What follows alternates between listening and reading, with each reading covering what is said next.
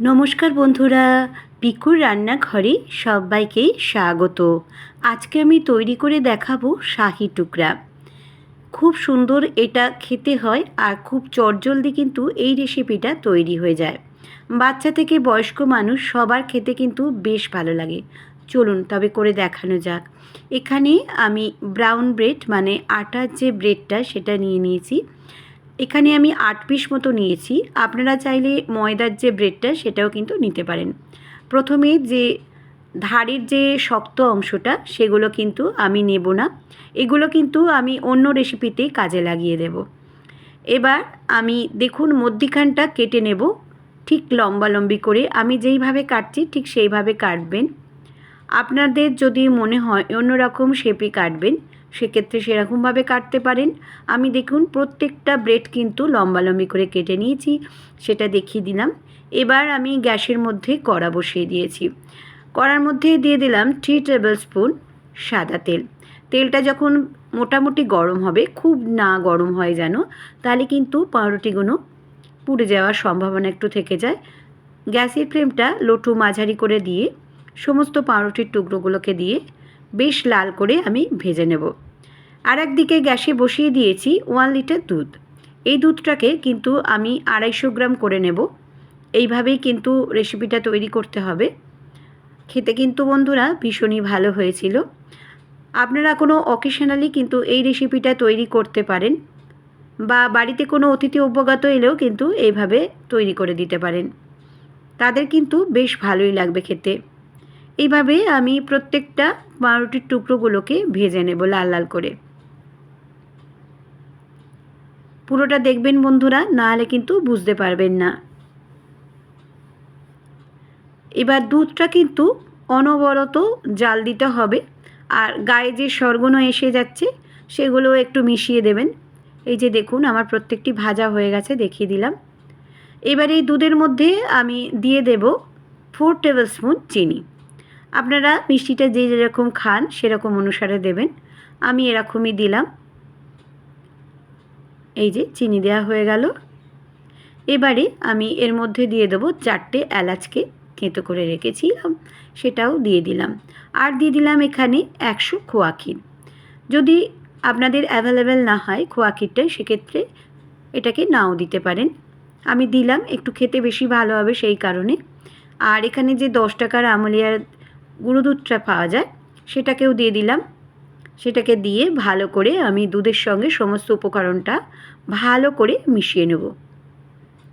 গ্যাসের ফ্লেমটা অবশ্যই এই সময় লো করে রেখে দেবেন। আর একটু সময় লাগে এটা হতে। আর কিভাবে আমন্ড আমি এখানে দেব, কাটতে হয় সেটাও কিন্তু দেখিয়ে দিচ্ছি।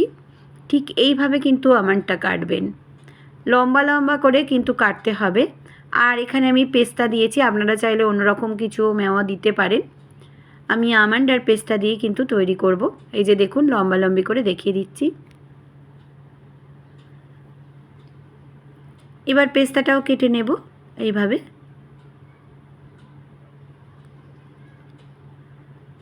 বন্ধুরা রেসিপিটা কিন্তু তোমরা প্রথম থেকে শেষ অবধি দেখবে, না হলে কিন্তু বুঝতে পারবে না। এবার দেখো দুধটা কিন্তু অনেকটাই ঘন হয়ে গেছে, দেখুন। আরেকটু ঘন হতে হবে, আমি দেখিয়ে দিচ্ছি। বললাম 250 গ্রাম করতে হবে 1 কেজি দুধকে। এইভাবে মাঝে মধ্যেই কিন্তু নাড়াতে হবে, নাহলে কিন্তু ধরে যাওয়ার একটা সম্ভাবনা থেকে যাবে। এবার কিন্তু হয়ে গেছে। এবার আমার সার্ভ করবার পালা। আমি একটা ডিশ নিয়ে নিয়েছি, নিয়ে সমস্ত যে পাউরুটির শাহিগুলোকে আমি টুকরোগুলোকে ভেজে নিয়েছিলাম সেগুলোকে একে একে দিয়ে দিলাম। দিয়ে ওপর থেকে আমি মালাইটাকে ছড়িয়ে দেব। এইভাবে কিন্তু সার্ভ করে দেবেন। বাচ্চাদের কিন্তু বন্ধুরা খেতে বেশ ভালো লাগবে, আর বয়স্ক মানুষরাও কিন্তু খেতে তাদেরও খুব ভালো লাগবে। আমার পরিবারের লোকেরা কিন্তু খেয়ে সবাই খুব ভালো বলেছে। বাড়িতে কিন্তু আপনারা অবশ্যই এটা তৈরি করবেন।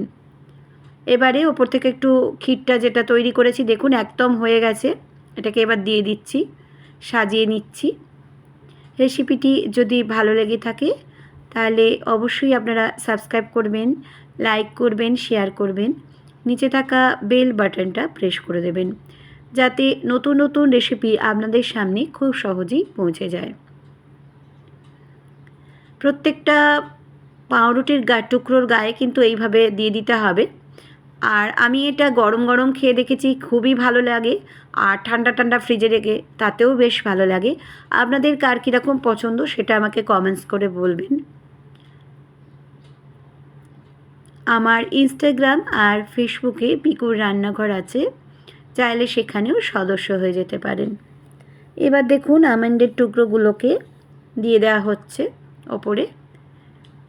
এই গার্নিশিংয়ের উপরেই কিন্তু নির্ভর করে এর কতটা দেখতে হয়েছে সুন্দর, আর খেতেও তা তো আর বেশ তো ভালোই হবে। বাড়িতে অতিথি এলে যদি করে দেন তারা কিন্তু প্রশংসাই করবেন আপনার এই রেসিপিটাতে। বাড়িতে অবশ্যই আপনারা তৈরি করবেন।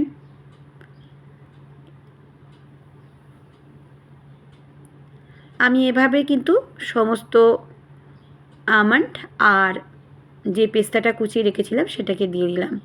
দেখুন কত সুন্দর দেখতে হয়েছে, আর শুধু দেখতে নয়, খেতেও কিন্তু ভীষণই ভালো হয়েছিল। সবাই খুব ভালো থাকবেন, সুস্থ থাকবেন। আবারও আমি আসবো নতুন কোনো রেসিপির সঙ্গে।